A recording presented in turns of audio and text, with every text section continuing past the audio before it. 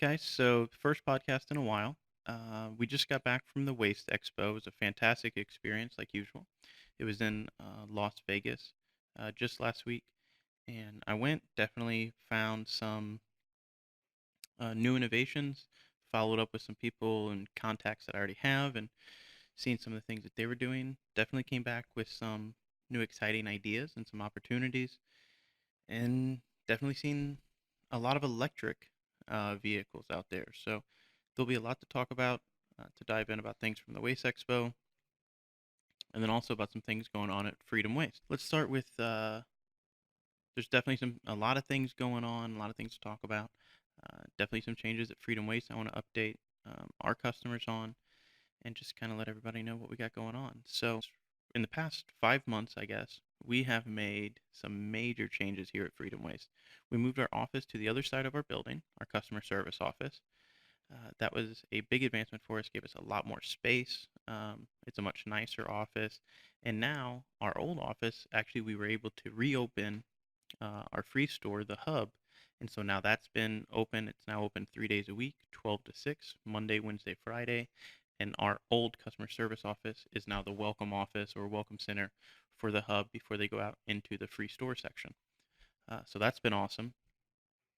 Um, we, along with that, we also have basically switched all of our software. Our dispatching software is now changed. Our customer service software has changed. Our payment processor has changed, and our phones have changed, software and hardware. It all comes into one place now. So no matter how you contact us, the same agents are seeing your interactions. And then every time you interact with us, we have a history. We can see every time you've called us from that phone number or from that email address.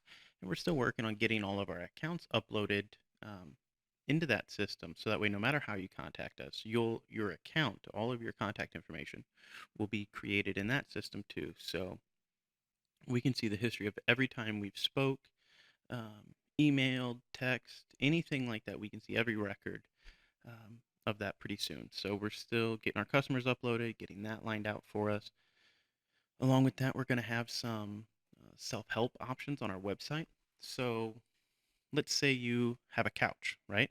And you want to know how much a couch would be extra on top of your regular trash. You can actually go on our website and pull up the self-help and type in bulk items, couch, whatever, and it's going to bring you up a document that says, okay, our bulk item is this, our rates for these such items, couches, furniture, whatever, is $10 to $20 or whatever else the charge may be, and gives you that information, and then we'll give you an option right there to contact us to let us know, hey, next week I'm going to have a couch, please add it to my bill, or charge me now, however it needs to work. So getting those options lined out, so that's really exciting. um, our agents now can work completely from anywhere on a laptop. We've been able to get all web-based products, so our agents can work from home or work on travel. We don't have to be in our office anymore to connect with our team and use our tools and have access to everything. That's a huge advantage. I know everybody here is really excited for that. And boy, we've really just added a lot of great things and great features, and we're kind of just laying the groundwork.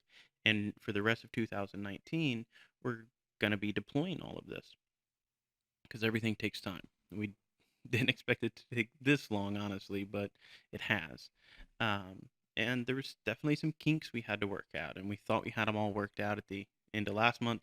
Found some on the first when we did our billing. Um, we're able to correct a lot of those pretty quick, and I think we have uh, almost everything straightened out now. So that's fantastic, and we've just finished one of the biggest growth periods the past few months that we've actually ever had in the history of Freedom Waste. So that's been fantastic. Um, we've had 2 times already this year we've broken our revenue previous goals. So that's a great accomplishment also. And just I'm really excited for the future and the things that we're going to be offering. We're going to be offering with the hub. We're going to be doing pickup for the hub. So What that idea is, if you guys maybe don't know, is an option to recycle items that you don't want any longer, but maybe aren't or shouldn't be landfilled. What we do is, instead of us coming to pick them up as trash, we'll pick them up as a donatable item. You can receive a tax credit for it. We combine a pickup truck instead of a trash truck, and then we bring it back to our free store and we give it away for free to any members of our community that walk in and take it. So we've been able to help. We're at about 200 customers or 200 visitors in there each week that come in and visit with us and that take things. And that's 200 people that come in, and a lot of times those are families of maybe four, but only one person comes in. So it's safe to say that we're helping 500 um, people, easily per week with the items that we're receiving from our customers and other members of the community. So we're going to extend our hauling services to pick up those items for donation. We will charge for those just like we charge to pick up your trash, but instead of hauling it to the landfill, we'll haul it back to our free store and donate it, hopefully to increase the availability of the stuff that we have. Okay, let's go ahead and talk about the Waste Expo here. So the Waste Expo is the largest waste conference in all of North America. It happens every year, usually around this time. The years that I've been, the last 4 years that I've been going, it's either in Las Vegas or New Orleans. So 3 times it's been in Las Vegas, 1 time in New Orleans. Um, I usually go to the classes that educate you and teach you, or it's just speakers that talk about their successes or what they've done. So I did that for the first 3 years. I did not do that this year because it's a lot of the same classes I've already been to. We have our own projects that we're working on and our own um, goals to achieve. So basically have our mission and our plan, figured out, or who we want to work with. So now it's just time to execute. We're going to be building the hub model up and extending those options, expanding more hauling options and services, hauling more items separately, and trying to divert things from the landfill and trying to find alternative drop-off locations that are actually going to recycle it and put the items to good use. Continue to work with the city and the county on recycling potentials, hopefully recycle or hopefully open the recycling facility at the transfer station. I still have not met with the city or the county, unfortunately. We haven't, uh, well, they haven't contacted me, so um,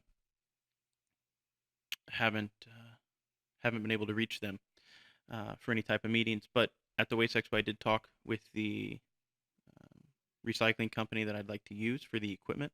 They successfully run the same recycling facility that we would install here in Colorado.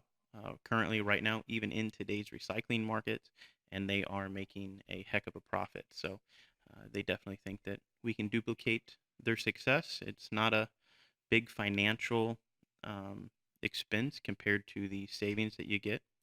Um, so I believe that the county, the residents, and the cities around here would be very excited to hear more about that. And those people have offered to come over here and actually do a presentation to the county uh, about what they would be able to do or what they have done, or come out there and actually see their facility. So I'm probably going to go out to Colorado and visit with them and tour their facility and hopefully set something up with our county also, so we can not only receive these profits but recycle all of the resources that we are in our county that we're sending to the next county over and then paying them a large expense. So let's reduce our county's expenses and increase our county's profits.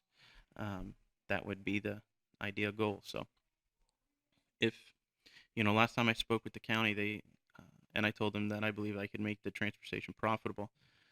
What they told me is, well, go do it on your own. Um, so if that doesn't work, then maybe next year we can look at opening our own facility if we're not able to work with our existing one. So the Waste Expo. What else did we see? Man, the robotics are fantastic. The sorters and different things that separate them with air. They have these suction cup pickers, and they're able to do 80, 90 picks an hour, which means they're able to reach down, grab something off the conveyor belt, and put it in its correct bin. It can separate wood or plastic, metal, all of those types of things, and it can grab it with, great accuracy.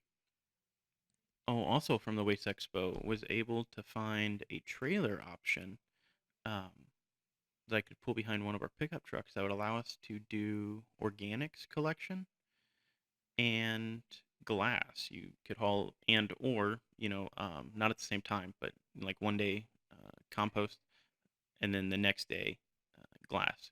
It can clean out and stuff, so they say. So if it can be cleaned out easy and all the glass removed for the compost and vice versa, because these two items, they're fantastic. Glass is very recyclable and valuable, and so is compost and organics. But if you cross the two, they're both worthless. So we got to make sure that it can be fully cleaned and separated out, and not contaminating each other by using the same container. Have experience in that before with using trash trucks. 3 days a week is trash trucks, one day a week is recycling trucks. Just making sure it's clean and doesn't contaminate the other things and all of that. So, um, yeah, definitely something within our potential and something that we are excited about doing. Um, so that would be really cool. Now, what that would be like restaurant organic, so picking up like restaurant food waste. This is going to be food waste that they have served or that is scrap, and we would, instead of landfilling it, because a lot of those, well, I mean, all of the waste is already in our dumpsters anyway. So this is an alternative basically to ourself. We're going to go back to our customers that are restaurants that have a large food volume, and say, hey, instead of throwing your food into this bin, let's put it in this bin, and then we're going to go do better things for the environment and our community with it in this bin than this one. That's as simple as recycling is. You're still throwing it away. You're just throwing it in a different bin, and that's it. So if we can teach our customers to do that and separate out the organics, we'll be in a very, very good spot. We'll start with commercial customers, and then typically you expand to residential after that, after commercial's going smoothly. Now, what I would like to do with this is use this as the funding for our edible food diversion. So package the two together, where a food producer, okay, is going to have some food scrap that that has that should not be served to people. How's that? And it's going to have food waste that could be served to people, right? It may not meet their needs or their customers' needs, or it was left over at the end of the day. Whereas we could come the next, and like they could freeze it, we could come the next morning, pick it up, take it to a facility, and they could serve it. Um, and then the food waste that is not edible, which means these are actual scraps off of plates or non-edibles out of the kitchen, things like that. We would actually pick those up separately instead of the dumpster. We'd use this trailer to pick them up, then haul them to the local composter and make compost. This is actually the same composter that brings the soil back into the community garden. I'm a member of the community garden, and a couple of years ago when we were building that, I contacted Stan at BFC Composting and was able to purchase. Freedom Waste was able to purchase, and then we donated it to the community garden, all of the compost. So it'd be really cool. Um, oh, and that compost is also sold at the farmers market by Ladd's Family Farm. So it would be really cool to supply compost from our community to a composter and then bring it back into our community and sell it as bagged, ready to go garden compost. And it's a fantastic product. So I don't know. I just like closing the loop in that sense, and taking something that is trash in one person's hand and making it a treasure in another. If all you have to do with food to do that is send it to a processor and then send it back, it's a very simple process. So I'm excited about those opportunities. Trucks, man, there's so much advancements with the trucks. I know a few weeks ago there was some things going around about which trash trucks do the least amount of damage on roads. And there's a thing that the government has came up with to determine wear and tear on roads done by individual vehicles. There's a whole calculation, and what it is called is single axle equivalent. Because when you get to heavy trucks, they have multiple axles in the rear rather than your standard axle in the front and axle in the rear. So what they do is they take a car, um, type, or and then compare it to a dual axle, like a tandem dump truck or a big trash truck or something along those lines, and compare it down. So what they'll do is they'll take the trash truck and use a couple of measurements off the trash truck, the GVW and the weight, and then convert it into um, a single axle equivalent. Our trucks are single axle. Um, our trash trucks actually are so small that all existing trash truck determinations in this value don't even consider ours, because ours are a single axle truck. Our trucks don't cause any more um, damage, wear and tear. None of the studies even included trucks of our size. They started much larger. And for comparison of our trucks versus others, how come ours are so small when they look so big? Our truck is a 20-yard rear load truck. Um, when you go up to, say, the automated trucks or the front load trucks, an automated truck, I guess there's some different ways you can say that, but typically an automated truck is the one that has the arm that comes out of the side, grabs the can, and dumps it, and then sets it back down. And the arm is behind the cab of the truck. A front load truck is the one that has the forks that come down and pick up the dumpster and dump that. Now you can turn those into an automated truck also by you put another dumpster on the front that has a special attachment of an arm that reaches out, grabs the can, and dumps it right in front of you as you look at it. They're fantastic trucks, and they are the best way to pick up trash, or the most efficient way. They're the cheapest way. You can do the most, pay the least, and have the most efficient routes with those style of trucks. They are way more expensive than the ones that we have, and they do a lot more damage because of how many axles they have and their weight. So for comparison, ours are a 20-yard truck. That's its capacity. Those trucks are a 40-yard truck. They are twice the size of ours. Okay? So our trash trucks that we run are the smallest big trash trucks that there are. Then we even have 3 trash trucks that are smaller than those. We have a 16-yard truck, we have an 8-yard truck, and a 7-yard truck. The 8 and the 7, those things are barely larger than pickup trucks, hardly weigh any more than, like the full 1-ton pickup trucks. They are not heavy vehicles, no wear and tear as far as any roads, even private roads and thin asphalt for those little things. If you can drive a dually pickup truck on it, this thing's fine. So by far, we are the easiest trash company on the roads. The problem that you run into, though, is that custom or companies that use automated trucks are able to offer a cheaper service, because say where we're only able to do, say, 500 customers a day on a truck, and we have to have 2 guys on that truck. A large company that opts for this much larger truck uh, only sends 1 guy on that truck instead of our 2. So their payroll is now half. And instead of 500 homes, they might be able to pick up 1,000 homes a day. But they cause more wear and tear on the roads. The other big difference with an automated truck or our style of truck is we can service trash cans that are on either side of the road by staying in the right lane, or on the right side of the road, or only passing down the road once. An automated truck has to go down one side and then back up the other. So every single road it goes down, it has to go down twice, whereas we only go down once. Um, and this conversation has came up with local residents being concerned about wear and tear on their roads and which company is the best or not the best for those items. We actually have a truck that we were going to be purchasing, an automated truck. It's waiting on me to close it and go sign the documents and bring it into our fleet.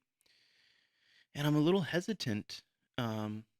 If our customers in our community are truly concerned about the wear and tear on their streets, without a doubt, 100%, we cause the least amount of wear and tear on any of the services that we touch.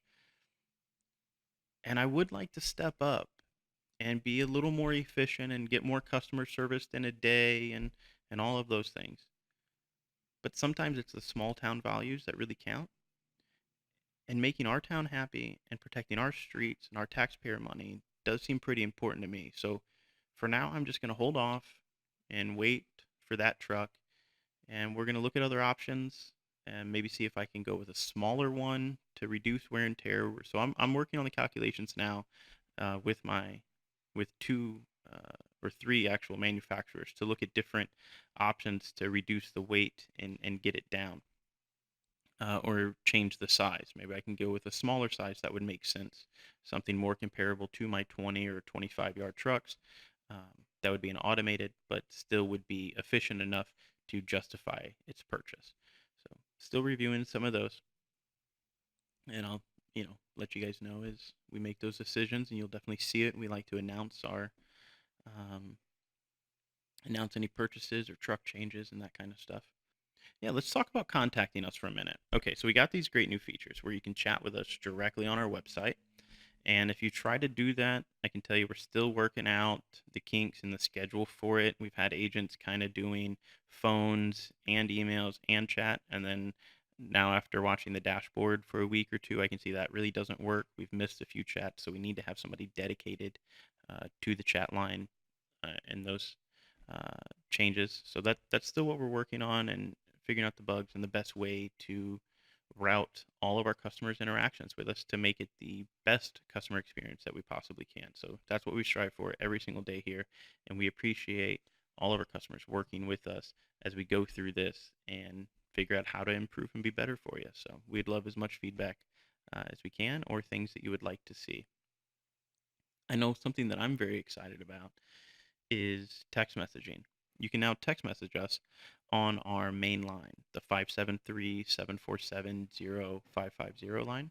You can actually message us, just text straight from your cell phone, and we receive it in our customer service tool. And it looks just like an email or whatever. We can send you a text right back, any of our agents can, and work through any problem or question or concern that you may have, or sign you up for service or whatever else you need to do there. So if you guys are watching this, and I know most people don't even like talking on the phone anymore, so just shoot us a text message, same phone number, we get it the same way, and same agents respond to you. So update on podcasts that are going to be coming out. So I have about 4 podcasts planned right now that I'm actually writing notes for that I want to discuss and talk about. We're going to start with the history of the waste industry. Why does the waste industry exist? Why was it started? What is its purpose, original purpose versus today's purpose? Look at how much that has changed, um, if at all. And then that'll lead us into the current state of the waste industry. We'll look at how our resources are being um, handled at the end of their life cycle, and how the original intention meets the common industry. You know, the problem that the industry was started for, is it still a problem? Has the industry solved it? How has the industry advanced? And where are we at right now? What does the future look like? And then we will pull back. Those are big, industry views. We'll look back at what's going on inside the United States versus other countries. What is going on inside of Missouri? What is going on inside of our county? Our main counties here that we service. We service a 3 um, county area, and the trash in all 3 of those counties is a lot handled the same, a couple of things different. So it's pretty general term when I say service area or whatever. So, um, but yeah, that's what the plan is to go from the start of the waste industry to the future of the waste industry at the large industry level, and then break it down even lower for you at the um, country, state, and our local area. And I think you guys will be, I don't, I think it's a more exciting story and more in depth and more in detail than most people even realize, because it is very complicated when everybody thinks that the trash man is the person that comes to their house and takes their trash away. There's so many laws and regulations around it, what we can take, what we can't take, um, why it was started, where, um, why it still operates, what are the experts thinking that the future is going to look like? What do I think the future is going to look like? How come, or why is our county different than our area? Is Why are we different than other counties, or are we different than other counties? uh, Other states? Is Missouri a leader on recycling, or are we way behind? And for the local area too. So there's a lot of this communication, I think, that just hasn't happened yet. And I believe that individuals and residents, there's a lot of information with the waste industry, and I believe that people are more interested than what most people think are. All right, well, thank you guys for watching this episode. Um, and we'll start having some more. I'm gonna get through the first few, kind of just lay some basic groundwork for you. We'll start bringing in some guests. Looks like we got all the equipment working, so finally ready to start doing these regularly and getting the information and connection with you. Thank you so much.